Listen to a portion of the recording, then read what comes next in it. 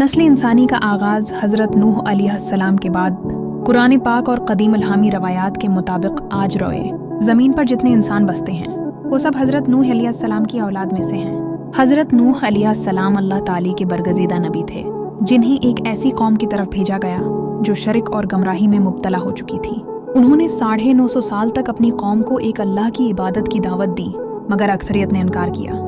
आखिरकार अल्लाह ताली ने एक अजीम तूफ़ान के ज़रिए नाफरमानों को हलाक कर दिया और अहले ईमान को नजात दी। हज़रत नूह अलैहिस्सलाम के 4 बेटे थे, हिन सैम, 2 हामिन, 3 याफित, 4 कन्हान नियाम। तूफ़ान से पहले हज़रत नूह अलैहिस्सलाम ने अपने बेटे कन्हान को भी दावत दी कि वो कश्ती में सवार हो जाए, मगर उसने गुरूर और कुफ्र में डूबे रहने का इंतखाब किया और कौम के साथ गरक हो गया। उसकी वालदा और बाकी अहले खाना भी, जो ईमान न लाए थे, इसी अंजाम को पहुँचे।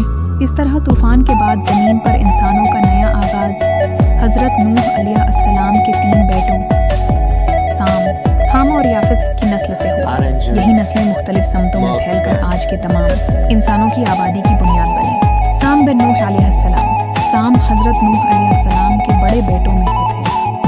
तूफ़ान के बाद वो मशरिक़ की तरफ, ख़ास तौर पर यमन में आबाद हुए। इनकी नस्ल से अरब, फारिस, रोम, बनी इसराइल, आशुरी, अरमनी और कल्दानी जैसी बड़ी अक़वाम वजूद में आए। साम को अब्वाल अरब भी कहा जाता है, क्योंकि अरब कबाइल का सिलसिला नसब उन्हीं तक पहुँचता है। बनी इसराइल भी साम की औलाद हैं और उसी निस्बत से उन्हें सामी अक़वाम कहा जाता है। साम की नस्ल ने जज़ीरा नुमा अरब, इराक़, शाम, फ़िलिस्तीन और ईरान जैसे ख़तों में अपनी तहज़ीबें कायम की। हाम बिन नूह अलैहिस्सलाम।